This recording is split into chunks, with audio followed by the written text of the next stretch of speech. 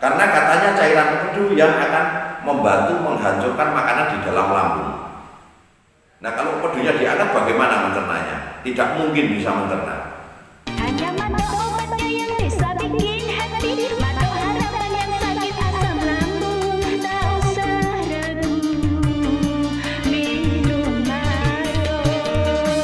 Bismillahirrahmanirrahim. Assalamualaikum warahmatullahi wabarakatuh. Salam sehat bersama Mado. Kita bahas penyebab kurus pada orang-orang yang terkena asam lambung. Kenapa orang asam lambung ini mudah sekali turun berat badannya, bahkan turunnya tidak tanggung-tanggung. Biasanya dalam waktu 2 bulan orang yang kena asam lambung ini bisa turun antara 4-8 kg. Itu hanya dalam waktu 2 bulan. Nah, penyebabnya ini selama ini Anda tidak pernah tahu. Karena Anda taunya bahwa penyakit ini akan membuat kurus dan Anda karena tidak makan. Penyebab utamanya kita tidak tahu masalah pantangan-pantangan tersebut. Nah, pantangan tersebut kalau kita tahu, kita akan badan itu tidak akan kurus. Karena kami pernah sakit itu juga gitu. Yang bikin kurus setelah kami perhatikan, ternyata penyakit kita pertama tidak sesuai dengan diagnosa. Kita sering disalahkan lambung dan otot esofagus. Nah, saat disalahkan lambung, kita tidak boleh makan gorengan, kita tidak boleh makan daging, kita tidak boleh makan nasi keras. Yang dibolehkan nasi lembek atau bubur, jenis-jenis bubur. Nah, sedangkan bubur itu tidak bisa diserap oleh usus. Saat bubur kita makan, sama Anda coba bubur itu dipegang terus diperes gitu, kira-kira ada tertinggal tidak di tangan kita. Ini saat diserap oleh usus, maka bubur itu akan lari ke atas dan ke bawah langsung ke usus besar. Nah, akhirnya menjadi BAB-nya mencret. Nah, saat kita dikasih pantangan, kita harus ketahui. Yang harus kita ketahui alasannya apa? Kita nggak boleh makan, umpama makan daging tidak boleh, kita makan makanan nasi keras tidak boleh, terus kita makan gorengan tidak boleh. Alasannya apa? Kita harus ketahui dulu. Selama ini kita mendapatkan ilmu yang salah. Nah, ilmu yang salah ini yang membuat kita akhirnya kurus. Selama ini orang mempercayai karena kita diajarkan dari SD, ya, dari SD ilmu kita bahwa lambung ini mencerna makanan.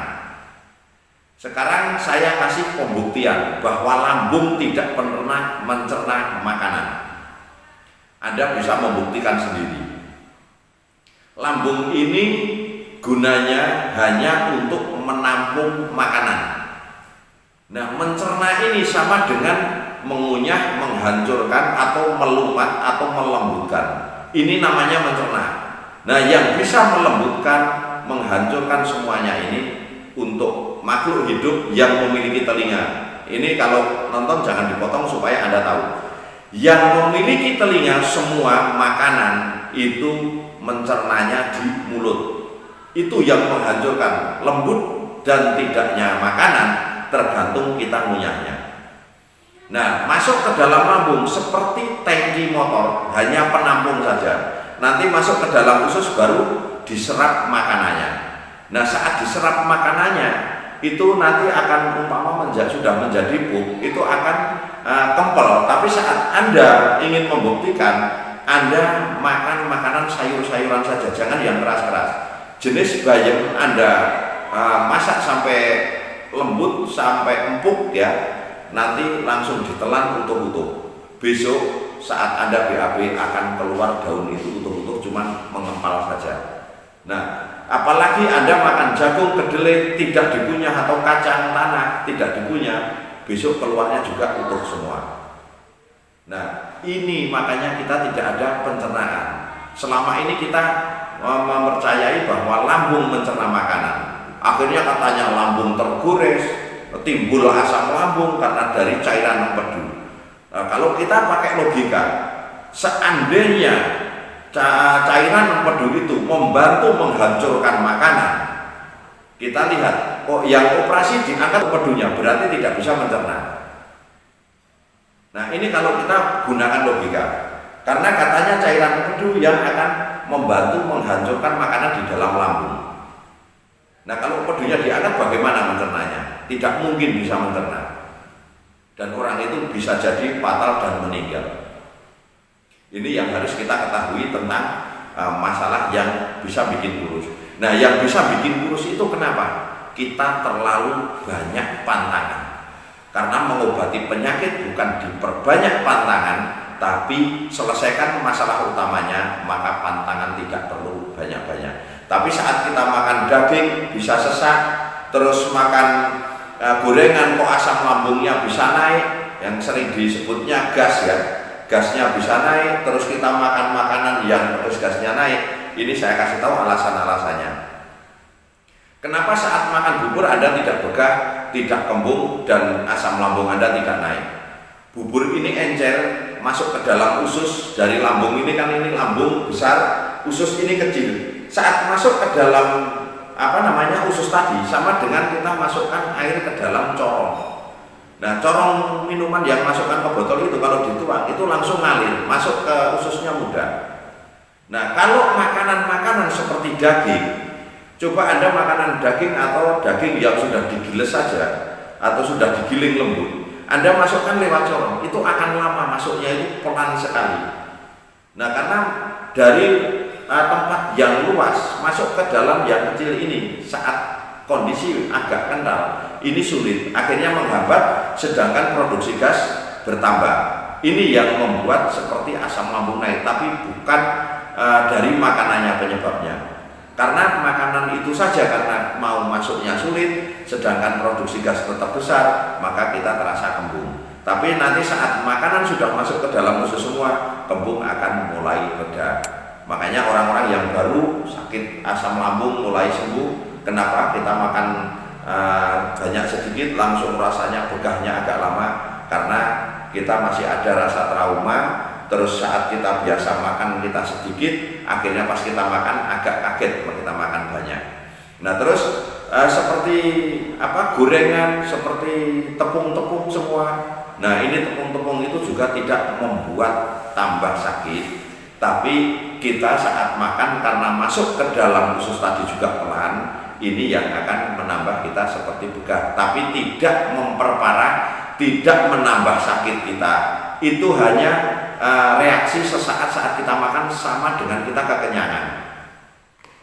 Nah, kalau kami kan sudah pantang cuman 3, yang paling utama 3, pisang, pepaya, dan kacang tanah. Kalau kemiri atau cabai hijau ini hanya diwaspadai. Umpama Anda senang makanan-makanan yang bersantan, makan-makan saja. Yang penting kemirinya tidak terlalu banyak. Kalau yang kuahnya itu terlalu kental, seperti masakan-masakan Padang, ini banyak kemirinya, ini dikurangin, kita ngambil kuah yang bawahnya, insya Allah Anda aman. Terus cabai hijau ini kenapa kita suruh mewaspadai? Karena masalah cabai hijau itu kalau sudah lewat 8 jam, biasanya orang yang pernah sakit asam lambung ini makan cabai seperti ini akan kambuh. Nah, ini khusus untuk sambal cabai hijau saja. Kalau untuk yang lain-lainnya silahkan, aman semuanya. Terus hati-hati juga dengan saus, karena saus itu juga banyak yang dicampur dengan pepaya atau ubi. Nah, itu kalau pas yang dicampur pepaya saat Anda pernah asam lambung, ini Anda bisa kambuh.